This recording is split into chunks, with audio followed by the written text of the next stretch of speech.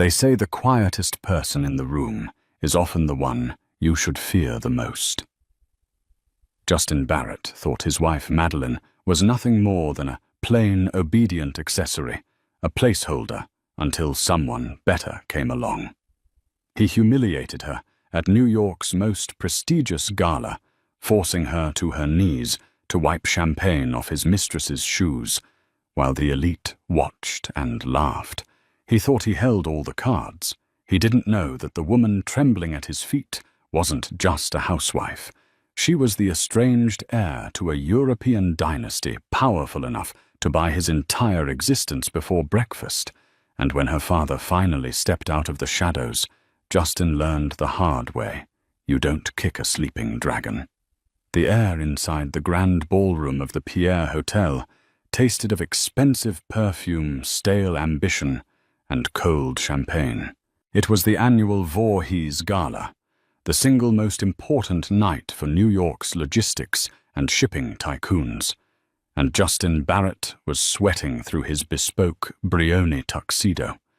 Justin was a handsome man in the way a shark is handsome, sleek, predatory, and devoid of warmth.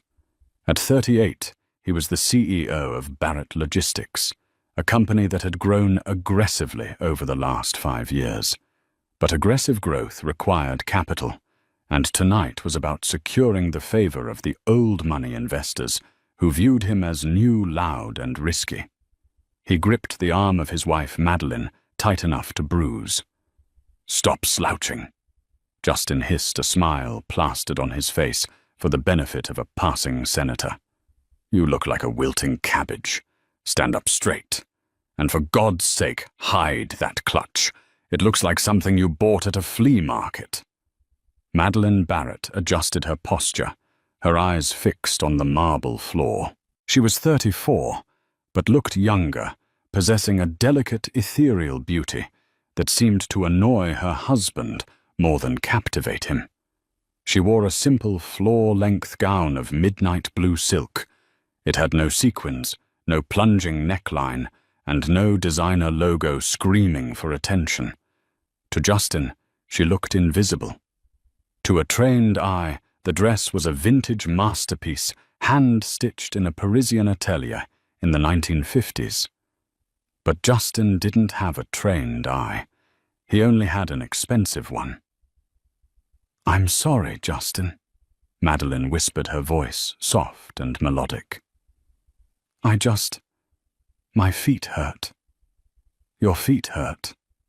Justin let out a dry, mocking chuckle, leaning in close to her ear. "Do you have any idea how much this table cost? Do you know who is sitting 3 tables away? The Vice President of Sovereign Bank. If I land this deal, we enter the Fortune 500. If I don't, we're stagnant. So I don't care if your feet are bleeding, Madeline. You will smile, you will nod, and you will not embarrass me." Madeline nodded, biting her lip. "Yes, Justin." This had been their dynamic for 7 years. When they met, Justin was a struggling manager at a failing shipping firm, and Madeline was a quiet art history student, volunteering at a library. She had funded his first startup with an inheritance she claimed was from a grandmother. He had taken the money, built his empire, and somewhere along the way decided that the quiet girl who made him soup when he was sick was no longer fitting for the titan of industry he had become. "Look," Justin said, his tone shifting from irritation to slimy admiration. "Now that is how a woman should look." Madeline didn't need to look up to know who he was talking about. Jessica Vane. Jessica was everything Madeline was not. Loud, vibrant, and dripping in diamonds. She was the daughter of a real estate mogul, and more importantly to Justin, she was the woman he was currently sleeping with. Jessica glided through the crowd in a scarlet dress that left very little to the imagination, flanked by photographers. "She commands the room," Justin muttered, unaware, or perhaps not caring, that he was praising his mistress to his wife. "She has presence. You could learn a thing or two." The gala dinner began. The clinking of silver against fine china filled the room. Madeline picked at her salmon, her stomach in knots. She could feel the eyes of the other wives on her. They knew. In their circle, affairs were common, but Justin was sloppy. He was cruel. Halfway through the main course, Jessica Vane walked over to their table. She wasn't seated there, but she carried herself with the confidence of someone who owned the building. She held a flute of vintage Krug champagne in one hand, her manicured nails tapping against the glass. "Justin, darling." Jessica beamed, ignoring Madeline entirely. "I just spoke to your VP. He tells me the merger is almost a done deal. Congratulations." Justin practically scrambled out of his chair. "Jessica, thank you. We're very optimistic." "You must be thrilled," Jessica said, her eyes finally sliding over to Madeline. Her gaze was like ice water. "And you brought Madeline, isn't it? How quaint. I didn't think you enjoyed these high-energy events. You always look so tired." "I'm fine, thank you," Madeline said, her voice steady but quiet. "That dress is interesting." Jessica smirked, tilting her head. "Is it polyester? It hangs so heavily." Justin laughed. He actually laughed. "I told her to buy something new, but she insists on these old rags. She has no taste for modern fashion." Madeline felt the heat rise in her cheeks. The table had gone quiet. People were watching. "Well," Jessica sighed, stepping closer. "Maybe I can take you shopping sometime. Help you look the part of a CEO's wife. Someone Justin can be proud to show off." It happened in slow motion. Jessica pivoted, feigning a stumble on her high heels. The flute of champagne in her hand tipped forward. The golden liquid splashed heavily across Madeline's chest, soaking the vintage blue silk and dripping onto the table. "Oh my God!" Jessica gasped, her hand flying to her mouth in a mock performance of shock. "I am so clumsy. Oh, Justin, I am so sorry." Madeline sat frozen, the cold liquid seeping into her skin. The vintage silk was ruined. "For God's sake," Justin snapped, not at Jessica, but at Madeline. "Look what you did. You moved your arm right into her." I didn't move," Madeline stammered, grabbing a napkin. "You're a mess," Justin hissed, his face red with misplaced anger. "You're making a scene. Jessica, are you all right? Did any get on your gown?" "I think I'm fine," Jessica said, pouting. "But, oh dear. My shoes. I think a drop landed on my Louboutins." She looked down at her pristine, red-soled shoe. There was a microscopic speck of liquid on the toe. The room was watching. This was the moment the wolves circled. Justin looked at Jessica's shoe, then at his wife. He made a calculation. Humiliating Madeline would show Jessica his loyalty. It would show the room he was the alpha, the one who controlled his household. "Madeline," Justin said, his voice dropping to a dangerous baritone. "Clean it up." Madeline looked at him confused. "I'm drying the table, Justin." "Not the table." Justin pointed to the floor, to Jessica's feet. "Her shoe. You caused this. You bumped her. Show some respect and clean it off." A hush fell over the nearby tables. The vice president of Sovereign Bank paused with his fork halfway to his mouth. "Justin," Madeline whispered, her voice trembling. "You can't be serious. People are watching." "I don't care who is watching," Justin said, his eyes hard and dead. "I am tired of your clumsiness, costing me social capital. Down, now." Jessica stood there, a cruel smile playing on her lips. Her foot extended slightly. Madeline looked around. No one moved to help her. They were all predators, and she was the wounded gazelle. She looked at Justin, the man she had loved, the man she had built up from nothing. And in that moment, something inside her, a steel cord that had been fraying for years, finally snapped. But it didn't snap loudly. It snapped into a yield hard line of resolve. Slowly, gracefully, Madeline lowered herself from the chair. She didn't kneel in submission. She moved with the fluid precision of a dancer. She took a linen napkin. She reached out. But she didn't touch Jessica's shoe. Instead, she dropped the napkin directly onto Jessica's foot, covering the red shoe entirely. "There," Madeline said, her voice projecting clearly, carrying a strange aristocratic accent that Justin had never heard before. "Now you won't have to look at the stain, or the shoe, which is a fake, by the way. The stitching on the heel is all wrong for a collection from 2024.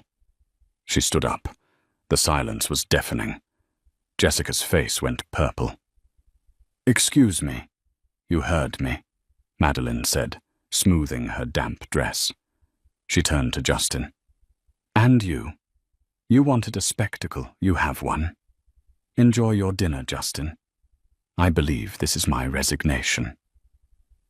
Madeline turned on her heel and walked out of the ballroom. She didn't run. She walked with a straight back. Her head held high, ignoring the whispers that erupted behind her like wildfire. Justin stood, stunned, his mouth agape. He had expected tears. He had expected begging. He had not expected dignity. "She's crazy," Justin muttered to the table, trying to recover. "Totally unstable. I apologize, everyone." But as he sat down, he noticed the vice president of Sovereign Bank was no longer looking at him with interest. He was looking at the exit where Madeline had vanished, a thoughtful, puzzled expression on his face. The penthouse was silent when Justin returned at 2:00 a.m. He was drunk, angry, and smelled of Jessica's perfume. He expected to find Madeline crying on the sofa, or perhaps locked in the guest bedroom. He was ready for a fight. He had his speech prepared. "You humiliated me. You were rude to Jessica. You are ungrateful." He threw his keys on the marble island of their kitchen. "Madeline," he shouted, "get out here." No answer. He stomped down the hallway to the master bedroom and kicked the door open. "I said." He stopped. The room was immaculate. The bed was made. The closet doors were open. He walked over. Her side of the closet was empty. Not just empty of clothes, it was stripped. No hangers, no shoes, no boxes. He checked the bathroom. Her toothbrush, her creams, her perfumes gone. On the bed, sitting squarely in the center of the duvet, was a single manila envelope and a small velvet box. Justin frowned, the alcohol buzzing in his head, making it hard to focus. He walked over and opened the velvet box first. It was her wedding ring, a simple, modest diamond he had bought her when he was broke.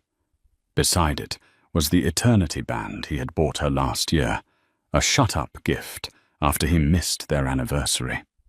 He tossed the box aside and ripped open the envelope. It was a legal document. Petition for dissolution of marriage. Justin blinked. He flipped to the back page. It was already signed. Madeline Sophia Barrett. Attached to it was a handwritten note on plain stationery. "Justin, I have filed for an uncontested divorce. I want nothing. You can keep the penthouse, the cars, the accounts, and the company shares. I only took what I came with: my books, my grandmother's jewelry, and my dignity. Do not look for me. My lawyer, Mr. Sterling, no relation to your circle, will handle the finalization. You are free. Go be with Jessica. I hope she is worth the price you will eventually pay. Goodbye, M. Justin stared at the letter. A wave of relief washed over him, followed quickly by suspicion. She wanted nothing. Stupid woman. He laughed aloud, the sound echoing in the empty room. She could have taken me for millions. California is a community property state. She could have had half the company. He pulled out his phone and dialed Jessica immediately. Babe. Jessica answered, her voice groggy but eager. She's gone, Justin said, grinning. She left, and get this, she signed the papers. She waived her rights to the assets. She took nothing. You're joking, Jessica squealed. Oh my God, Justin, we won. We actually won. Come over, Justin said. Bring champagne. Real champagne, not the swill she served. As he waited for Jessica, Justin poured himself a scotch. He felt like the king of the world. He had shed the dead weight. He had the company, the money, and the mistress. Madeline was probably crying in a motel somewhere, regretting her decision to leave a multimillionaire. He didn't notice the second piece of paper that had fallen out of the envelope onto the floor. It was a photocopy of a bank transfer receipt from 7 years ago. The initial investment that started Barrett Logistics, $500,000. The sender wasn't Grandma's inheritance. The sender listed was the KS Trust, Zurich, Switzerland. Justin didn't see it. He was too busy toasting to his own reflection in the window.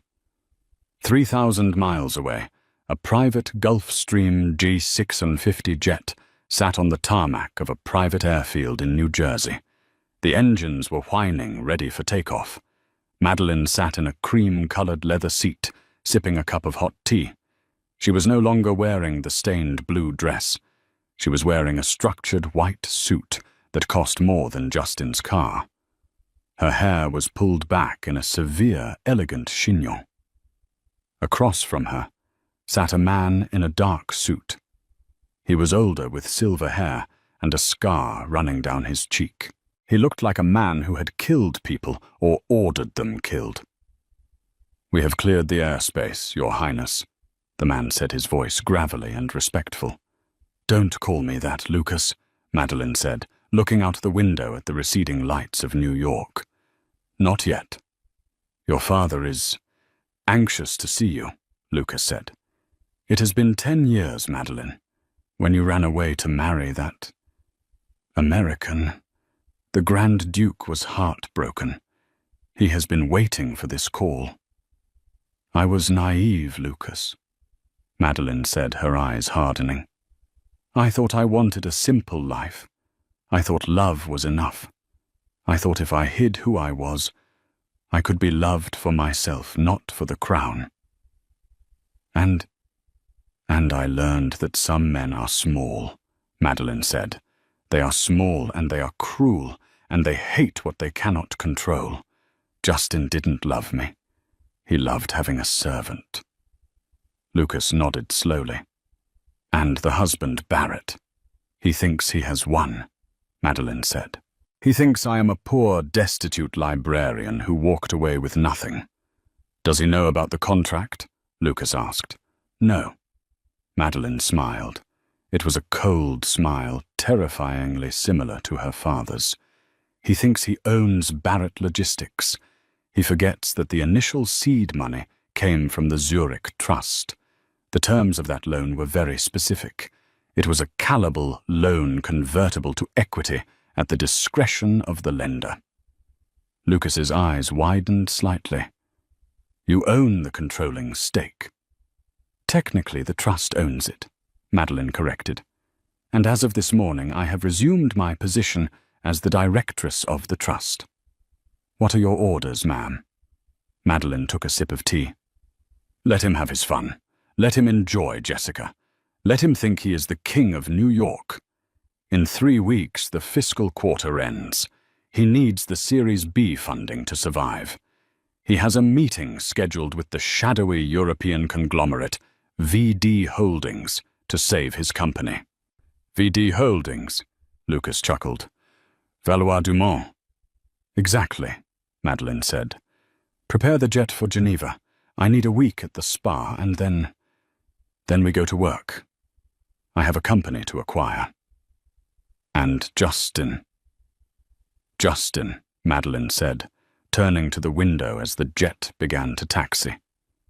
Justin is going to learn that there is a very big difference between a CEO and a monarch. He wanted a trophy wife. I'm going to give him a war. The jet roared down the runway and lifted into the night sky, leaving the grime of New York far behind. Madeleine closed her eyes. The meek, apologizing housewife was dead. Princess Madeleine Sophie Valois Dumont of the Grand Duchy of Valois had returned. 3 weeks had passed since the gala. For Justin Barrett, they had been the best 3 weeks of his life. With Madeleine gone, the penthouse had transformed. The quiet, book-filled sanctuary was now a party hub. Jessica had moved in within 24 hours, replacing Madeleine's antique furniture with modern, sharp-edged velvet sofas and abstract art that looked like spilled paint. Justin felt reinvigorated. Jessica was loud, demanding, and expensive, everything he thought a man of his stature deserved. "Babe," Jessica called out from the walk-in closet, "I need your credit card, the black one. I'm booking the caterers for the investor dinner on Friday." Justin looked up from his iPad. He was sitting on the balcony reviewing the quarterly projections. They were tighter than he liked. The expansion into the Asian market had drained their cash reserves. He needed this meeting with VD Holdings to go perfectly. "Just use the corporate card," Justin shouted back. "Put it under client relations." "You're the best," Jessica squealed.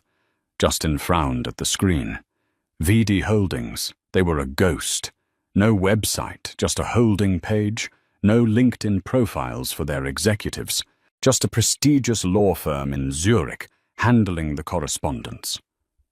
They had expressed interest in a $50 million injection into Barrett Logistics, pending a site visit and a formal dinner with the CEO. Justin had tried to dig up dirt on them. All he found were rumors. They were old European money, the kind of money that didn't appear on Forbes lists because it was hidden in mountains and vaults. "If I land this," Justin muttered to himself, "I can buy out the remaining board members. I'll answer to no one." His phone buzzed. It was his lawyer, Gary. "Hey, Gary, tell me the divorce is finalized."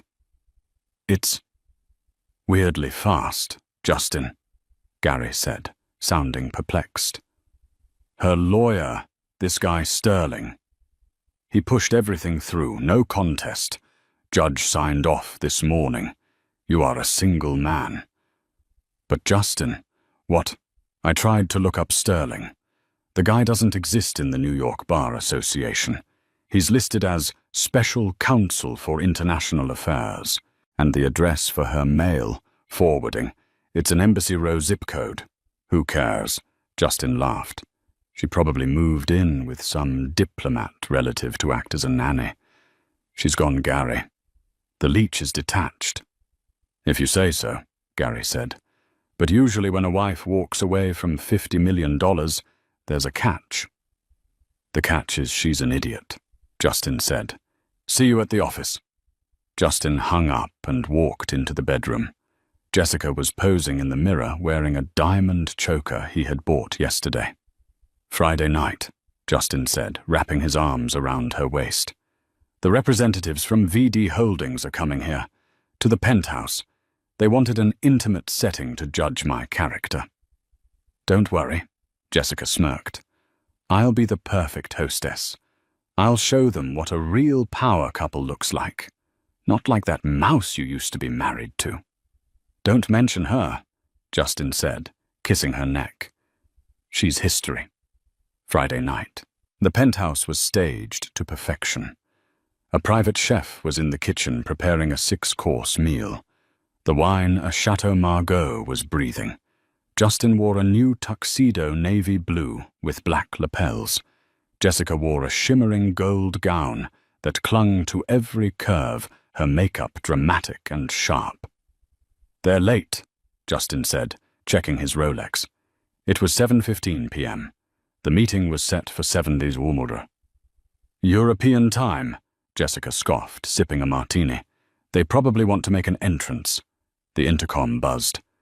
"Mr. Barrett," the doorman's voice crackled, "your guests have arrived. 3 vehicles." "3," Justin frowned.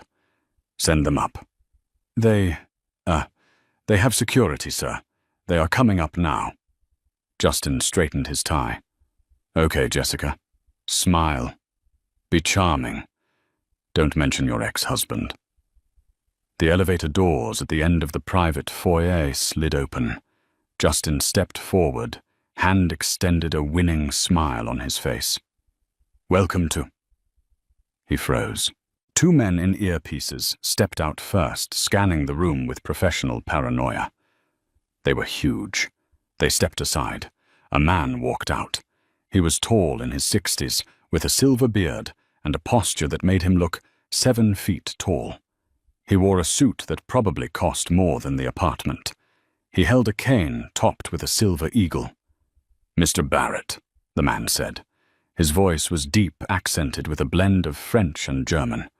"I am Henri, personal counsel to the chairman." "A pleasure," Justin said, his hand wavering slightly. "Is the chairman joining us?" "The chairman is here," Henri said. He stepped aside. A woman stepped out of the elevator. She was wearing a black tailored suit, sharp and severe, with a diamond brooch on the lapel in the shape of a crest. She wore dark sunglasses, which she slowly removed. Justin felt the blood drain from his face. His knees buckled. Jessica dropped her martini glass. It shattered on the floor, but no one looked. The woman handed her sunglasses to one of the bodyguards. She looked at Justin with eyes that were familiar, yet completely alien.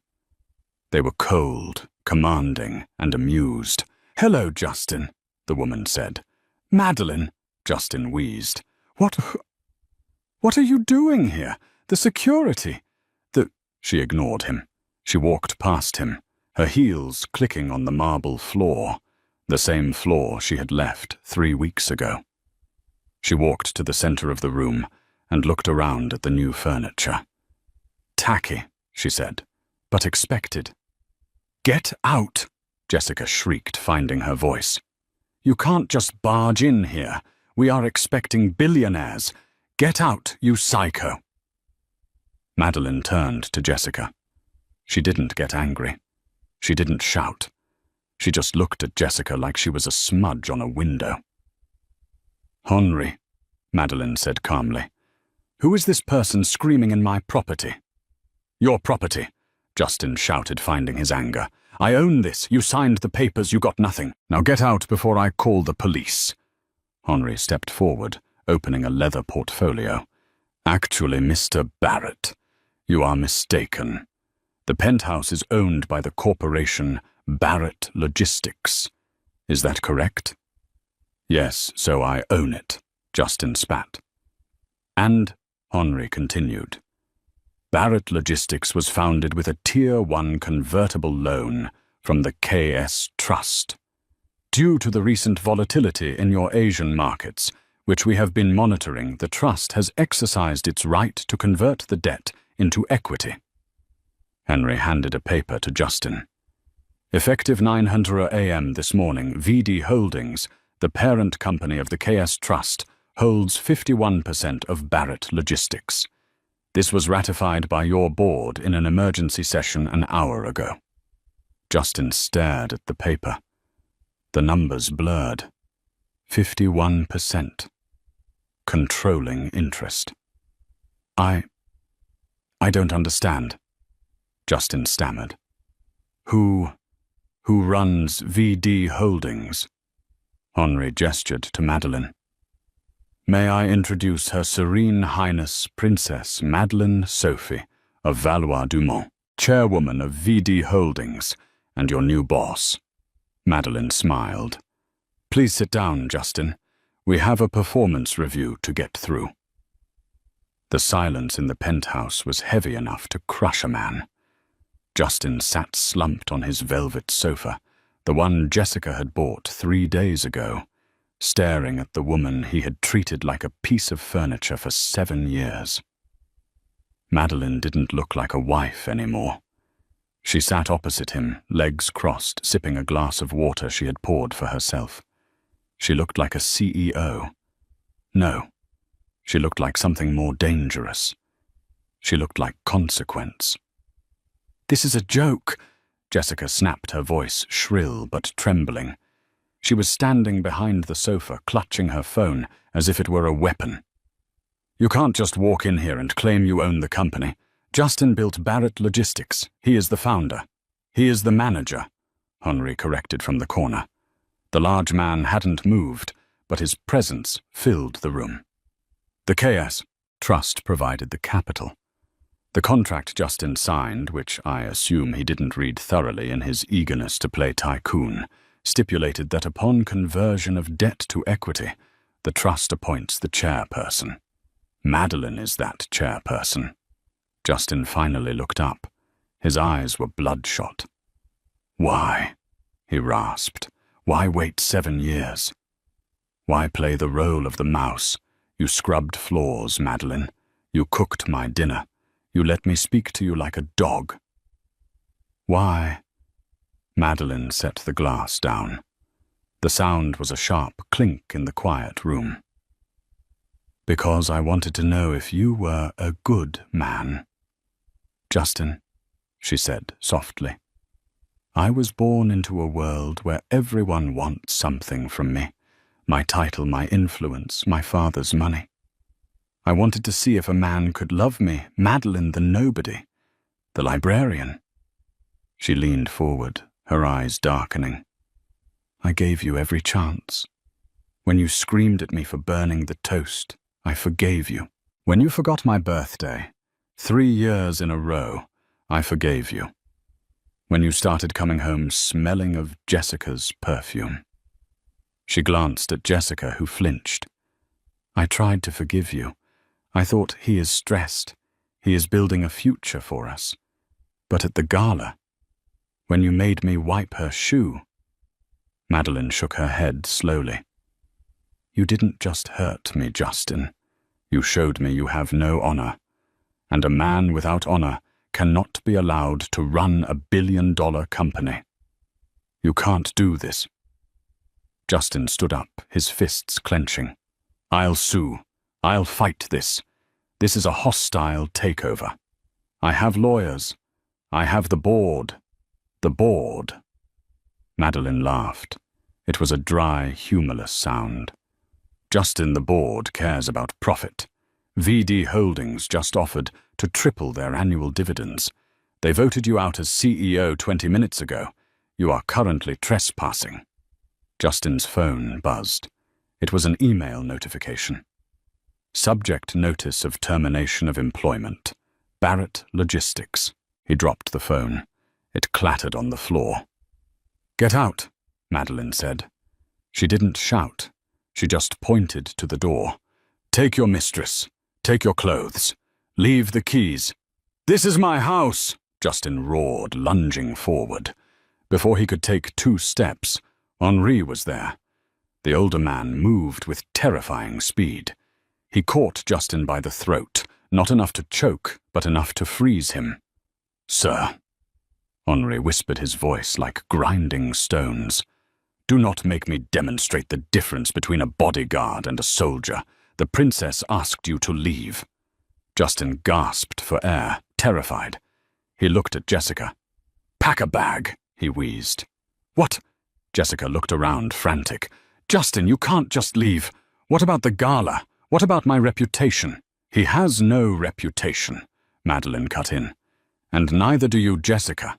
Now leave, before I have security remove you." It took them 20 minutes. Justin threw clothes into a suitcase, while Jessica cried in the bathroom, shoving her cosmetics into a Louis Vuitton duffel.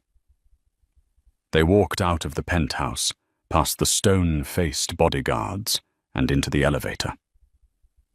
When the doors closed, Justin Barrett, the titan of industry, was homeless.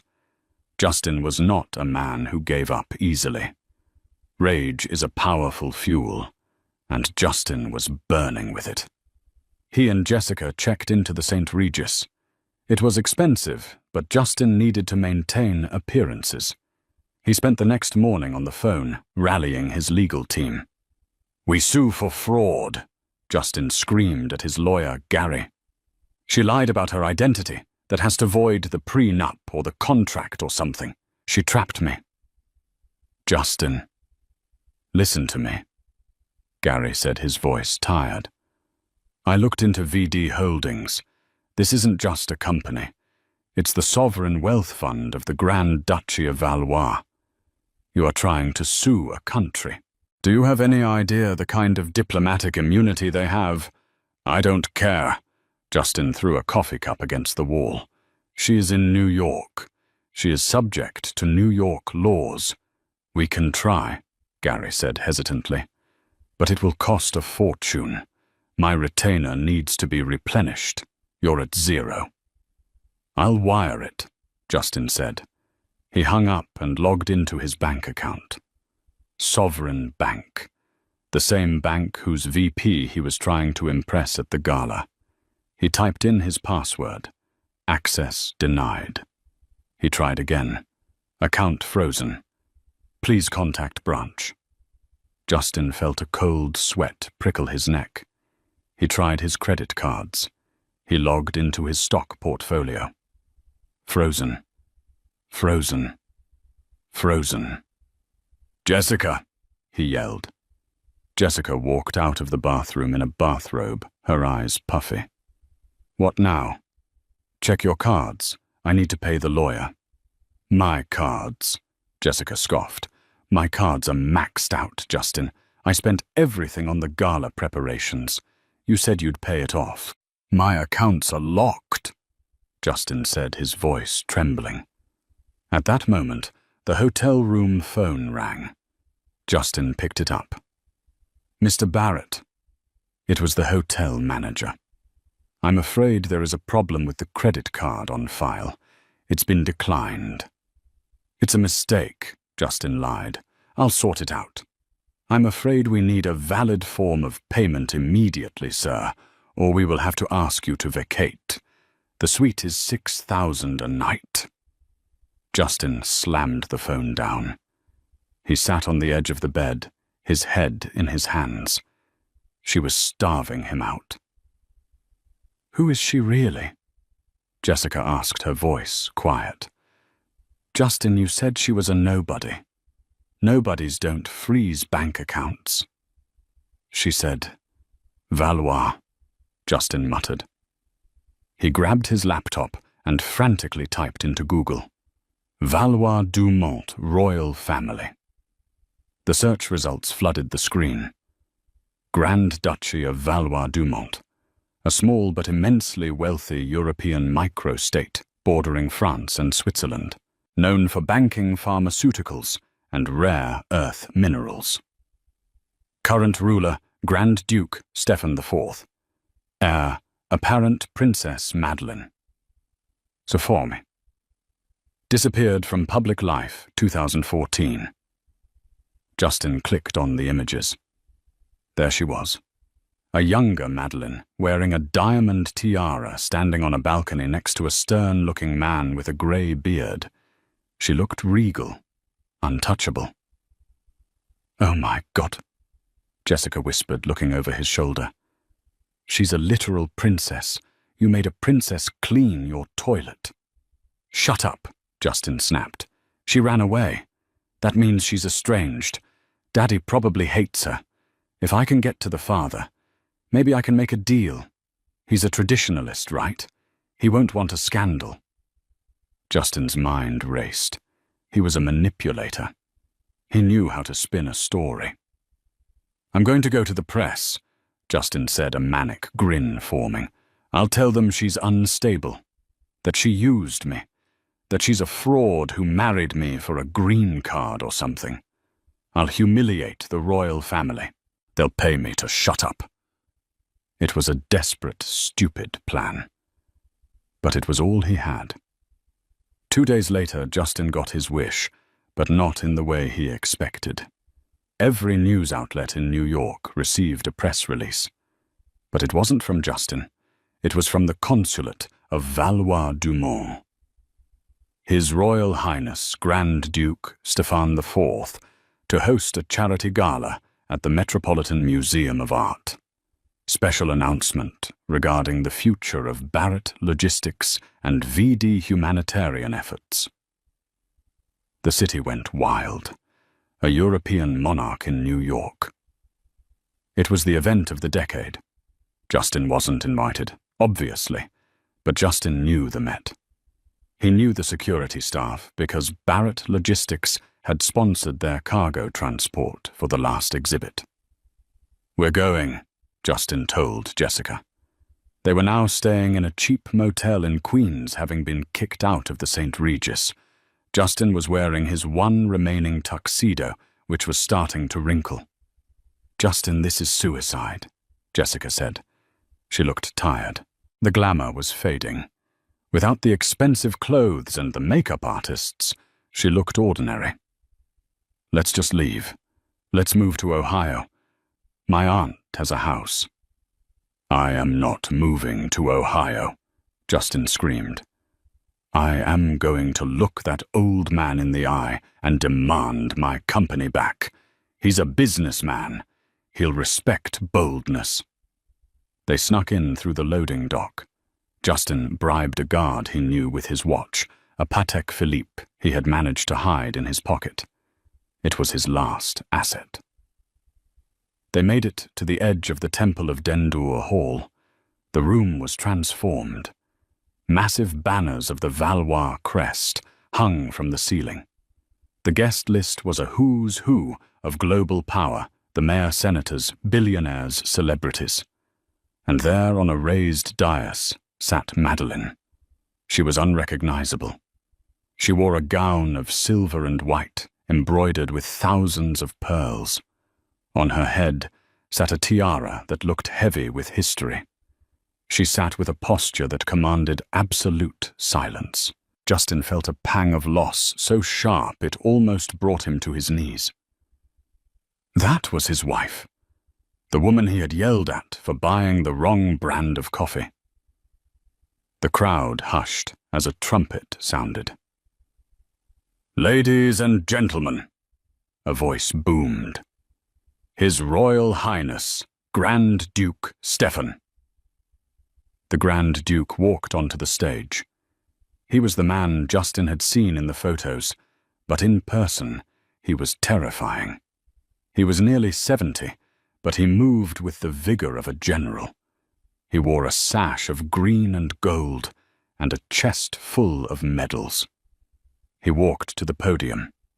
He didn't smile. "Friends," the Grand Duke began, his voice booming without a microphone. "I come to your city to correct a mistake. For 10 years, my daughter has lived among you. She chose to live simply, to learn the value of labor, to understand the hearts of the common people." He paused, scanning the crowd. His eyes seemed to laser in on the dark corner where Justin was hiding. "She gave her heart to a man." The Duke continued, his voice dropping to a growl. "She gave him her trust. She gave him the funds to build an empire. And how did he repay her?" The room was silent. "He treated her with contempt," the Duke roared. "He belittled her. He betrayed her with a woman of low character." Justin shrank back, but the crowd was looking around, whispering. "Justin Barrett," the Duke shouted. "I know you are here. My security saw you enter 10 minutes ago. We let you in because I want you to see this." Spotlights swung. Suddenly, Justin and Jessica were blinded by beams of white light. They were trapped against the sandstone wall of the temple. "Show yourself," the Duke commanded. Justin, trembling, stepped forward. He tried to muster his arrogance. I demand to be heard. She deceived me. She lied about who she was." The Duke laughed. "She omitted a title. You omitted your humanity." The Duke turned to Madeline. "My daughter, step forward." Madeline rose. She walked to the microphone. She looked at Justin, her face devoid of emotion. "Justin," she said, her voice amplified through the massive hall. "You wanted to be a big man. You wanted to be powerful. So I will give you a display of power." She snapped her fingers. On the massive screens behind the stage, a document appeared. "This is the deed to the Barrett Logistics headquarters," Madeline said. "Transferred to the Valois Humanitarian Fund. It will be turned into a shelter for victims of domestic emotional abuse." Another snap. "This is your stock portfolio," she said. "Liquidated. The proceeds, $12 million, have been donated to the cleaning staff of the Pierre Hotel, whom you frequently verbally abused." The crowd gasped, then applauded. "And finally," Madeline said, looking at Jessica. "Jessica Vane." Jessica sobbed, hiding her face. "I do not blame you entirely," Madeline said coolly. "You are a symptom of his ego, but you are not without fault. The social circles you prize so much. You are blacklisted. From New York to London to Paris. No gala will host you. No fashion house will dress you. You wanted attention. Now you have it. You are the most famous outcast in the world." The Duke stepped forward again, placing a hand on Madeline's shoulder. "Mr. Barrett," the Duke said, "you have 1 hour to leave New York. If you are found within the city limits after midnight, you will be arrested for corporate embezzlement. We have the files. We have the proof of the tax evasion you committed in 2021. My daughter protected you then. She protects you no longer." "Embezzlement," Justin stammered. We found the offshore accounts, Justin," Madeline said. "The ones you hid from me. The ones you were going to use to run away with Jessica." Jessica's head snapped up. "What? You were going to run away?" Justin went pale. He had indeed been siphoning money, planning an escape strategy if the business failed. He didn't think anyone knew. "Take him away." The Duke waved his hand. Security guards, not the hotel staff, but the royal guard, descended on Justin. They didn't drag him. They escorted him with a firm, humiliating grip. As he was marched out, Justin looked back. He saw Madeline standing under the golden lights, the crown glittering on her head. She wasn't looking at him. She was smiling at her father. She was free. 6 months later. The passage of time is relative. In the penthouse overlooking Central Park, 6 months used to fly by in a blur of galas, board meetings, and quarterly reviews. But here, in a roadside diner on the outskirts of Hoboken, New Jersey, 6 months felt like a geological era. The air inside Sal's 24-hour eats didn't smell like expensive perfume or chilled champagne. It smelled of scorched bacon grease, stale coffee, and floor cleaner. The fluorescent lights overhead buzzed with a headache-inducing hum that never ceased casting a sickly yellow pallor over everything, including Justin Barrett. Justin stood behind the laminate counter, wiping away a sticky ring of syrup with a grey, fraying rag. He was no longer the sleek predator in a Brioni tuxedo. He was wearing a polyester uniform that was a size too large, stained with ketchup and grease. His name tag, crookedly pinned to his chest, read, Artie. "Hey, Artie! Wake up!" Sal the manager bellowed from the grill, scraping a spatula against the metal with a screech. Table 4 has been waiting for a refill for 2 minutes. Move your ass. Coming soon. Justin muttered, his voice raspy. He grabbed the pot of lukewarm coffee, his knuckles aching. His hands, once manicured and soft, were now chapped and red from cheap soap and hard water. He shuffled over to table 4, a vinyl booth where a middle-aged couple sat picking at their eggs. They were ignoring him, engrossed in the Sunday edition of the New York Times. As Justin reached out to pour the coffee, his eyes snagged on the paper. The headline wasn't just text, it was a physical blow to his gut. Princess Madeleine ascends to Grand Duchess, announces engagement to Nobel Prize-winning economist. Justin froze. The steam from the coffee pot curled around his wrist, but he didn't feel the heat. He only saw the photograph. It was Madeleine, but not the Madeleine who used to shuffle around his apartment in oversized sweaters. This woman was radiant. She stood on a balcony in Geneva, draped in a sash of royal blue, waving to a crowd that looked like an ocean of people. Beside her stood a man, tall, kind-eyed, and radiating a quiet intellectual strength that Justin had never possessed. She looked powerful. More importantly, she looked free. "She looks happy, doesn't she?" The woman in the booth murmured to her husband, tapping a fingernail on Madeleine's face. "I read the article. Apparently her ex-husband was a total monster. Controlled her, belittled her. He lost everything in the divorce." "Serves him right," the husband grunted, chewing his toast. "Guy sounds like a loser. Probably rotting in a gutter somewhere." A wave of dizziness hit Justin. The room tilted.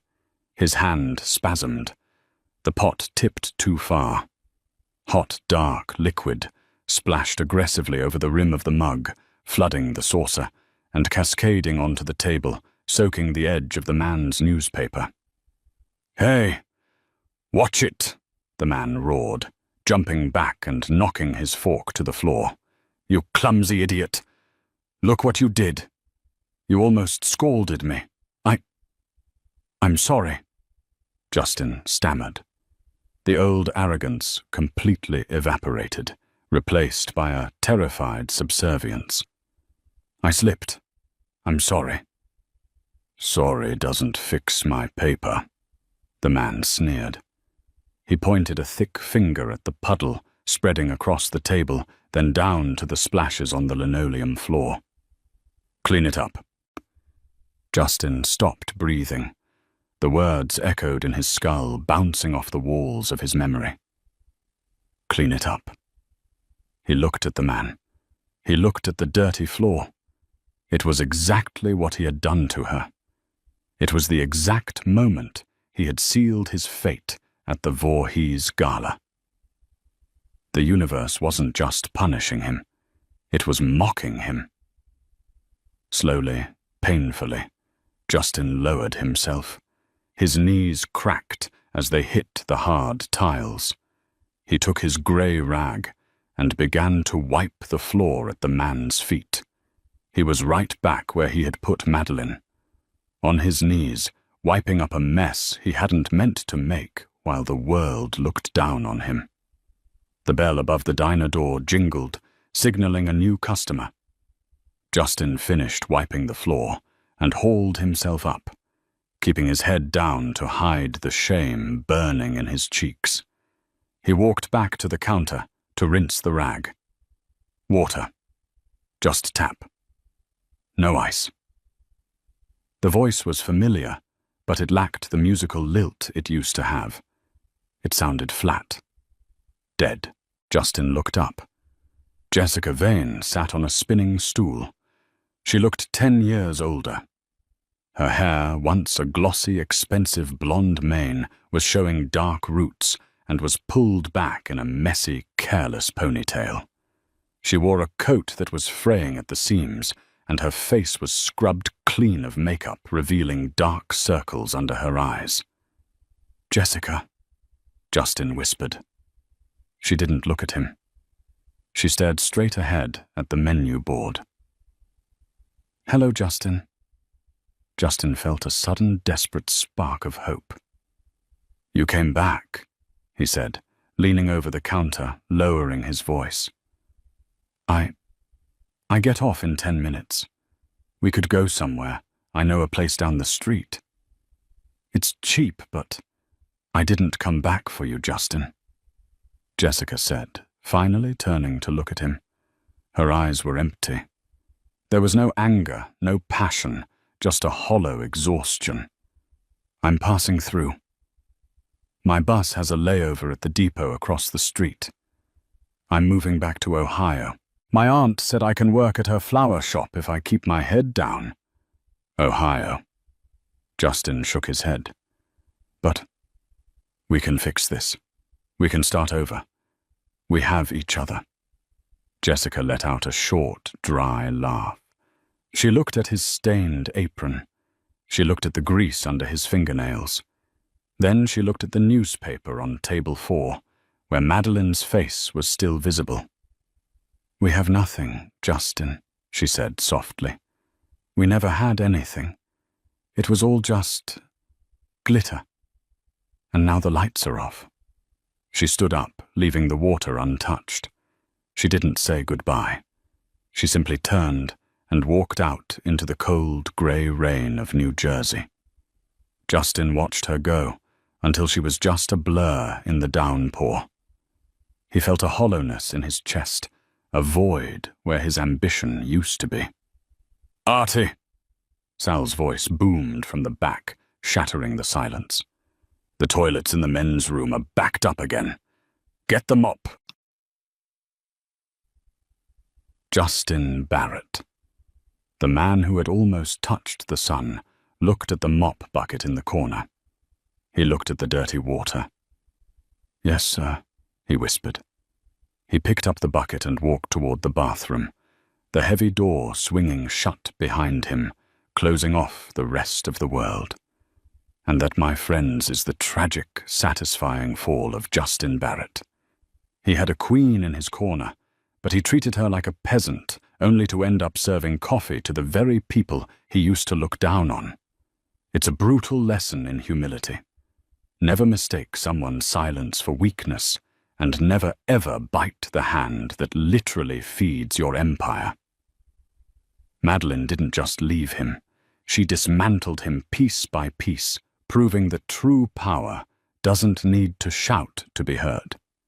If you enjoyed this story of royal revenge and instant karma smash, that like button right now. It really helps the channel grow. What would you have done if you were Madeline? Would you have forgiven him, or did Justin get exactly what he deserved? Let me know in the comments below. And don't forget to subscribe and hit the bell notification so you never miss another story of betrayal and justice. Thanks for watching, and I'll see you in the next video.